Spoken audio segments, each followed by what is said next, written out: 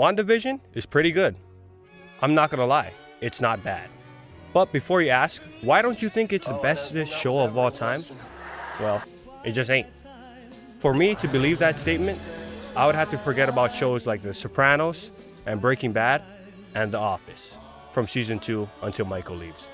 And Game of Thrones, which only has 7 seasons. But like the title says, I think WandaVision is pretty good. I firmly believe it's one of the best Marvel products released. Sorry, I mean Disney Marvel products. Before I dig into some of my gripes about the show, I want to talk about what I think WandaVision does pretty good.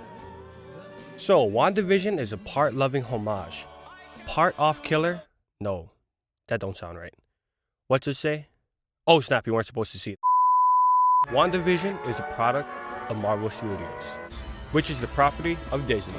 So the budget will never be an issue. Overall, the show looks pretty amazing. Disney can buy anything director Matt Shagmid needs to execute his vision. And it truly shows from the cast onto the special effects. Disney loves to make their films and shows have mostly cutting-edge effects, excluding Black Panther. That looked terrible. My thing is, you can make the best effects in the world, but if your core mechanics such as the storytelling or writing side of it is just bad, then the whole show is pretty much unwatchable. Like, you can put whatever cool effect in front of me. I'm like Itachi. I see right through that. You can put a cute small character that also serves as comic relief. I still won't forget how garbage the writing is. Thankfully, the writing on WandaVision isn't that bad. WandaVision has a solid story. It's nothing groundbreaking. The only reason it's being put on such a pedestal is because of how different it feels from previous MCU titles. Everything writing-wise is different. You see, things in the MCU progress way too fast. You're pretty much told things that happens than actually being able to see them. But in WandaVision, you see a lot. I mean, in that first episode, I think Wanda and Vision has more screen time in there compared to being in over 3 or 4 movies. Disney has been a more quantity over quality business for a while now, just pumping out at least 1 or more Disney movies a year. The MCU has like over 20 films in like a span of 10 years? But I can definitely tell they took their time with this. Wanda.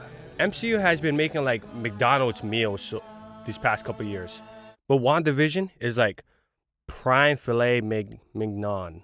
Filet mignon. It's pretty good. Well, I guess it's time to segue out of the good and into the bad.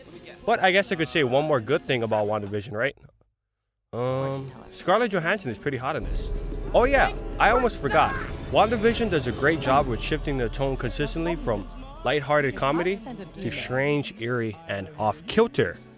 But it seems to fit very well, unlike past MCU entries where they ruin any serious moment with some weird borderline childish banter / quip / one-liner, which derails any emotional impact and connection with your audience. When it seems like it's a comedy with no drama or stakes / tension, but hey, what do I know? But on to my gripes about WandaVision so far. Actually, I only have like one gripe, or prodding issue. You're probably thinking, you're talking all that trash about WandaVision, and you only got one issue? Well, I was thinking about talking about all the overreaching and conspiracy theories after every episode, but I realized that this happens with every show. Hell, it happens with everything. I could go on and on about how characters are just shoehorned into this show so you don't forget about them and serve really no unique purpose that could have been portrayed by anyone else. My main problem or concern about this show is believability. You're probably thinking, well, this guy's a goddamn comedian trying to talk about believability in a superhero TV show. Even in a world of superhero fantasy, there has to be some notion of believability that sticks to the rules of the universe or story. Remember when I said how Marvel moves pretty fast? They end up having to go back and give half-assed explanations. So certain relationships kind of feel sort of fake, like, oh, Sam and Bucky are friends because they rag on each other.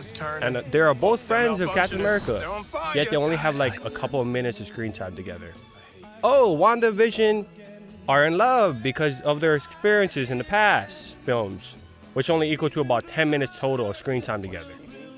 I can look past these kinds of things because WandaVision makes their relationship look very humane. And when they almost come to blows, I think that was the best part of the series. Because in real relationships, couples fight.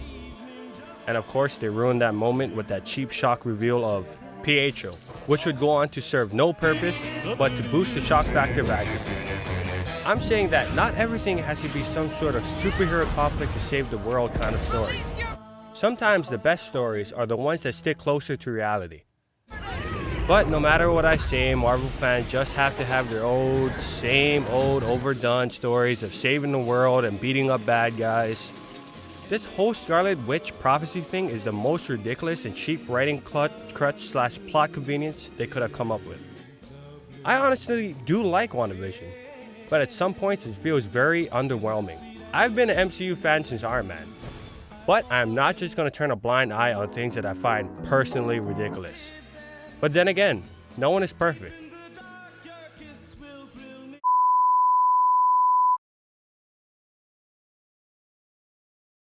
I'm here to tell you right now, we don't care. Let me tell you, we don't care. Jerry.